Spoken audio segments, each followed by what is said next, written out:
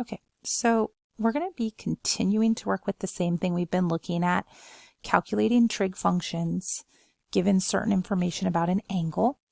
The difference here is that we won't rely necessarily on the angle measurement. So if it's a special angle, we can rely on the angle measurement. So those are the things we've been studying, like the 30s, 60s, 90s, stuff like that.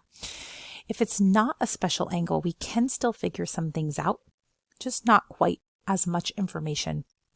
And so we want you to be able to, number one, figure it out no matter what the situation. So you can't just memorize the unit circle. You also have to have some understanding of how we built it with those triangles, because that's really what the focus is going to look like today. But this way, as we're giving you problems or you're asked problems in the future, whether it's a special angle or not, you can find out some information and you can recognize, like, oh, this is a special angle. I know all the coordinates about this and where it's at.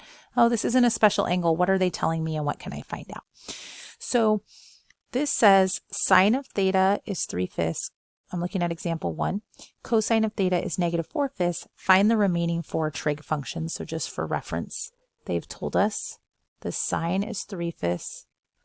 The cosine is -4/5. When they talk about the 4 remaining trig functions, I'm looking for the tangent, the cosecant, the secant, and the cotangent. So if I understand this to mean sides of a triangle, but I also have to understand its location.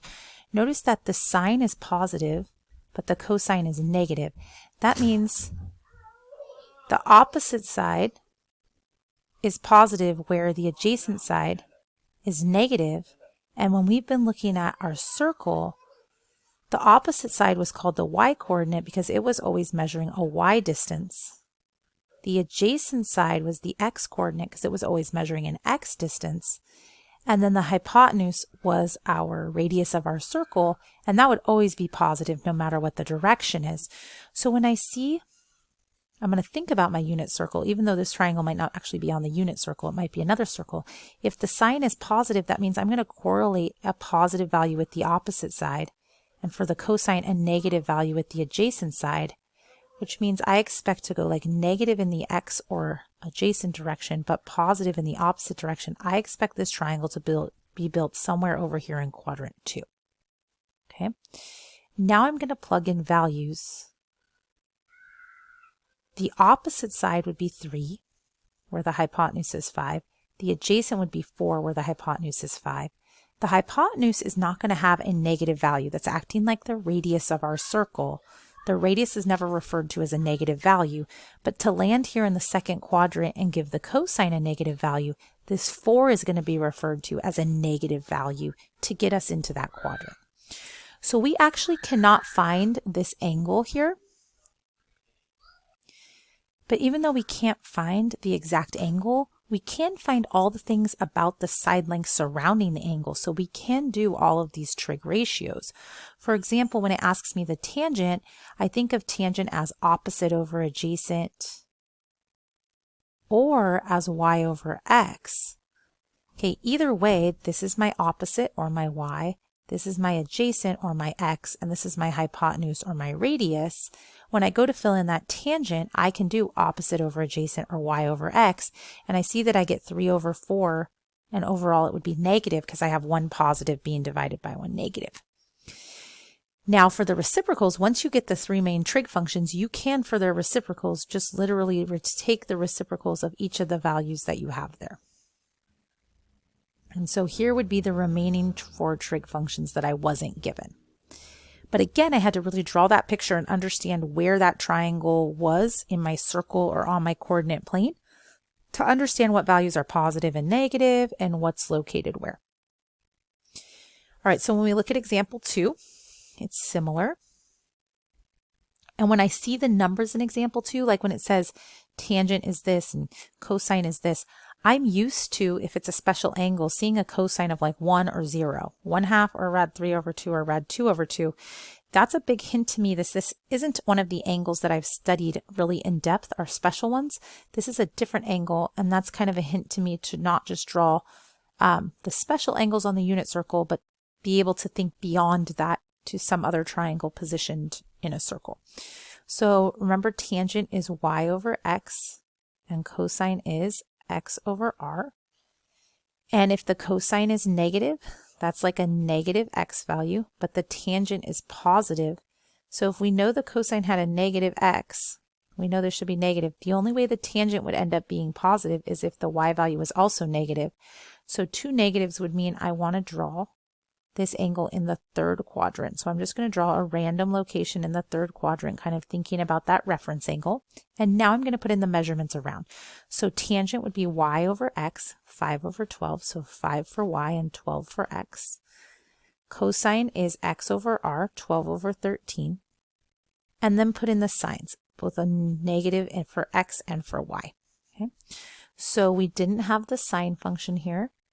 We were given that the cosine was negative 12 over 13. We were given that the tangent was positive 5 over 12. And we want to be able to find the sine as well as the reciprocal. So cosecant, secant, and cotangent. Oops, forgot my theta. There we go. So now when I look at the angles, the sine would be y over r.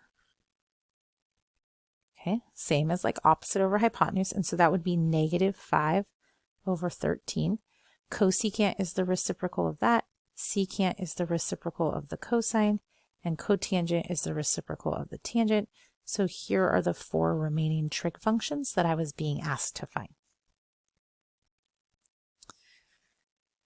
All right, our third example looks different, but again, if you read through it, you're being given lots of the same information, okay? It says the terminal side of an angle passes through a point on the circle 8, negative 15. So first give yourself some reference. Like, okay, I don't recognize 8 and 15. Let me just figure out what's going on with a coordinate plane in a circle here. If I go 8, negative 15, that's a positive x and a negative y. And that would land me at a point somewhere down here, this point P, where I went 8 over for x and 15 down for y. This would be my radius or my hypotenuse of the circle. Okay, and it says to find all 6 trig functions for that angle, and we remember that we always use the angle between the terminal side and the x-axis as our reference angle, so we can use this as our reference for opposite and adjacent and hypotenuse if we want to think about it that way. But remember, we also can think about things in terms of x, y, and r. So we want to be able to find sine, cosine, tangent, and cosecant, secant, and cotangent.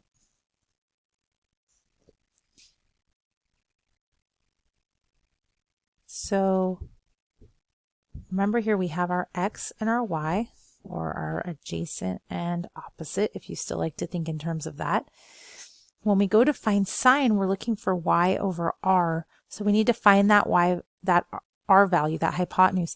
If you haven't memorized your Pythagorean triples, you can always do it this way.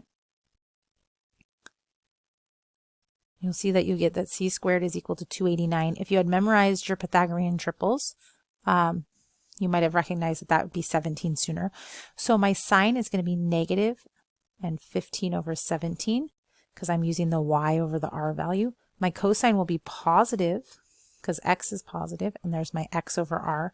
My tangent will be y over x. And then I will find the reciprocal of each of these.